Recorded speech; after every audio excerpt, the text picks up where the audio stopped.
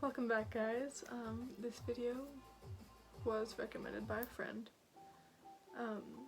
They asked me to talk about an experience I had two years ago? Yes, 2 years ago in 2017, November, I think. It was November 14th, and it was an audition that I attended for America's Got Talent. So, I did film this video once already, but the footage won't transfer from my phone to my computer for some reason. I don't know. Tech tings. We traveled to the hotel on November 13th, 2017.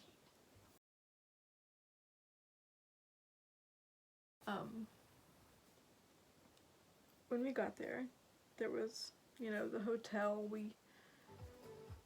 I was with my sister, my mom, and my dad. And we went there the day before and left the day of after the audition, and it was nothing. We didn't stay very long because we couldn't. Mom's got a job, we got things to do. So I'm gonna sit crisscross. So we got there, we got to the hotel, it was kind of late, we got ready for bed when we got there and just kind of crashed.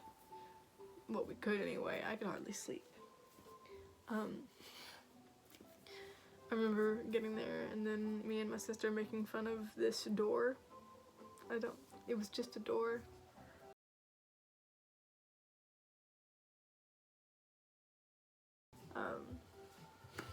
Mom took pictures of us. They were terrible pictures. Me and my sister both look a little...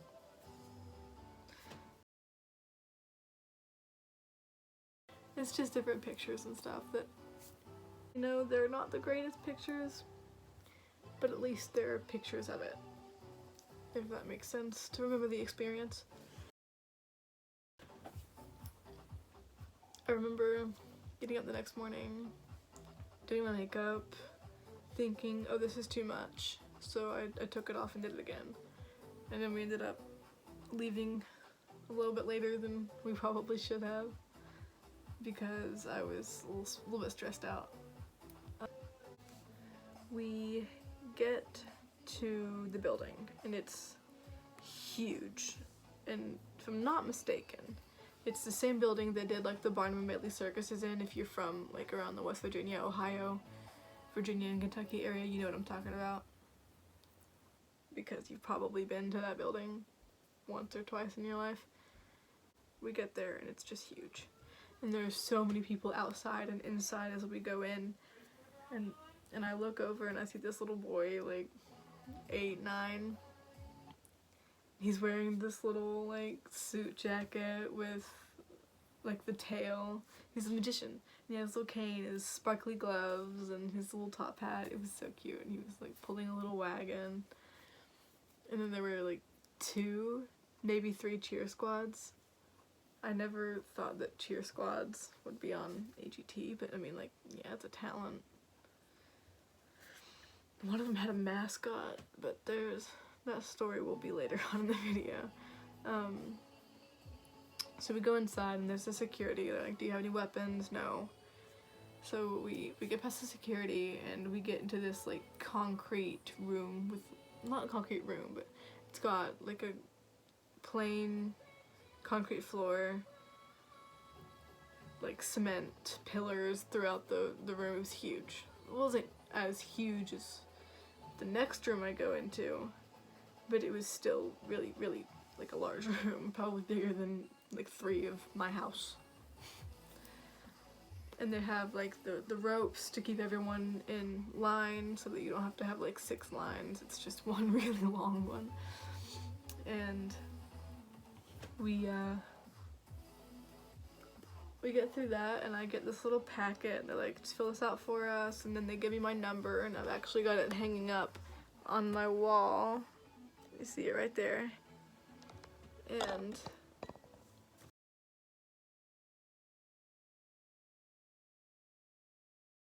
we get into this huge ballroom. It's gorgeous.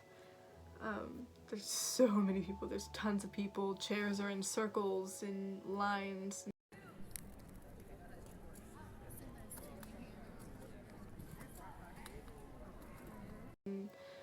People are just grouped together. And then, yeah, there were just so many things. They had the banner backdrop of the logo that you take pictures with. They had a cardboard cutout of Howie. They had the little vanities scattered around, which were so cute. I saw a tuba. Haley, how do you feel? Oh, tuba. So we meet this Howie impersonator, and he was lovely. He was fun. He was just like, he probably could have passed as Howie Mandel. He had the earring. He kept up with his, I don't want to say hairstyle because there was no hair, but like he held himself very well. The only way that I can think to explain it is like he was confident, and not only confident in himself but in his character, and that's really cool when you're pretending to be someone else. Like usually when you're doing an impression of someone, you're like, oh, you know, playing around, but he was really good at it. I can only think what Howie thought of that if he made it through. So then this lady comes in, and then now's where we get to these cheer squads. This cheer squad had a mascot, and I don't know if he was a tiger or I really can't remember. It's been 2 years. And this lady walks in. She's with America's Got Talent and stuff, and she's telling us what to do. They're gonna film some takes of people walking in the door. Okay, cool. But how they do that is they say, if your birthday is between this and this, you are a magician today. So when we say magicians, you're going to stand up and you're going to walk out the door and then come back in when we tell you to. Cool. It was strange. Just, they said magicians and more than 60 people got up. Like, after that, I didn't get video of this, but it was amazing.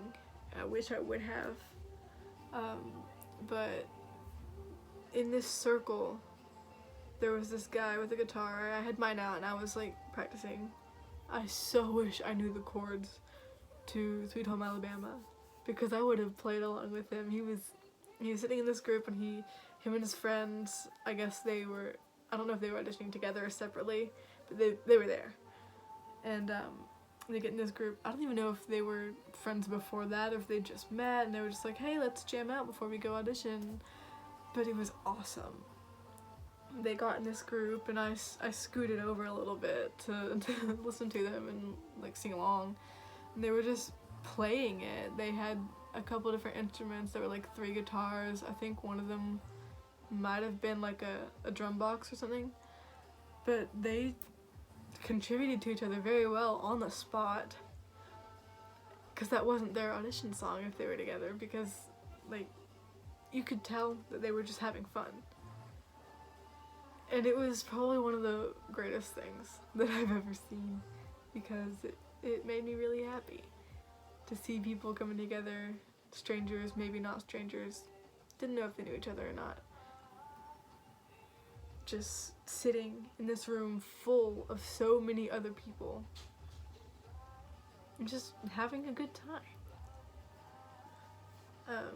I took a picture in front of the banner, which was on my old phone, and it's like gonzo's now. I don't know where it's at. It's lost.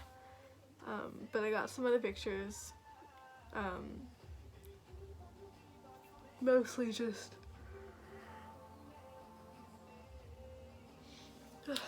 just bad Snapchat recordings and selfies from when I was in, Jesus, was this 8th grade, I think? Yeah, I was in 8th grade. So, yeah, it was a really good experience. There are so many different steps to it. we get into this huge ballroom. It's gorgeous. Yeah. My number gets called. There's like a group of 250 between like this 250. Say you have the number 130231. That was my number. They called between 130000 and 130250, like 250. So 0 to 250 is going to stand up and go where they tell you to go. It was this smaller room, still big. And then they got an even smaller, like they really downsized it. It may have been a group of like 50. I don't know. There were a lot of people. It wasn't 50. It was more than that. But then they get a group of 25 of you. So I was 31, so I was probably like 25 to 50. That, I don't remember what they said. They're like, this, between this and this number, that's your turn, you go. So then they take you to a smaller room. And then from that smaller room of 25 people, they take out 10. And they put those 10 people in an audition room together with one producer. You stand outside the room in a line until the last group can finish up and leave and go back to where they were. So we're standing in this line, and I meet this really nice girl. I don't remember her name, but she was awesome. She, I think, was a couple years older than me at the time, and we're talking, and we're just, you know, like, what kind of music do you like? What's your favorite food? Random stuff, because we were strangers. And then we go in the room, and first of all, she sings Grenade. I'm pretty sure it was Grenade by Bruno Mars. She's amazing. She's like, wow, so much better than me, in my opinion, but like, she was so much better than me. I'm still thinking about it. She blew my mind. Producer. He was late 40s, obviously. Like, not extremely obviously, but you could tell he was acting like he wasn't. But he was. He had extremely gray hair. He styled it like a teenager. He was wearing, I think, a gray or a black v-neck, skinny jeans, and gray Nike tennis shoes. And he was just sitting, like, kind of spread eagle. His legs were out, his arms were on the table like this, and he just looked fed up and stressed, and I could tell why. He had to go through so many people that day. And it wasn't just him, yeah, but still, that's a lot of people for one person. And he was very British. Very British. Kind of rude, but probably because he was stressed. And he gets it, we get in there and we sit down, and he's like, alright, everybody take a seat, we gotta do things quickly, we have a lot of people to see today. And he's sitting there all just kind of nonchalant, careless, not really caring about the situation. And then this older lady, he calls her name, and he's like, okay, so it says here that you're doing animal noises. And she stands up, she goes, yeah, that's what I'm here for. And she talks for a few minutes, and then she sits down. And he goes, ma'am, it said you were here for animal noises. And she goes, oh yeah, that's what I came here to do. And she said a few other things, and then she sat down again. And he goes, ma'am, can you sound like a bird? Can you make a bird noise? And she goes, oh yeah, and she does it. And then she makes like a dolphin noise, and maybe like a cow, and then she sat back down, and he just looked like he was done. That's all he was taking. He wasn't gonna try anymore. And then he calls this really weird name, like Lola or Lala, and I see this mother like tap her daughter's back like it was her, and she sits up, like she perks up, and she's like, actually my name is whatever, I don't remember her name, but like she said it, and then her mom was like, no honey, that's your stage name. I just remember thinking, for like, this 10-year-old girl, she really needs a stage name. I don't think she needs a stage name. But yeah, she gave her a stage name. After a few minutes of going back and forth, she finally got up and said, okay, well, I'm gonna sing. And she was good. She was good for a 10-year-old girl.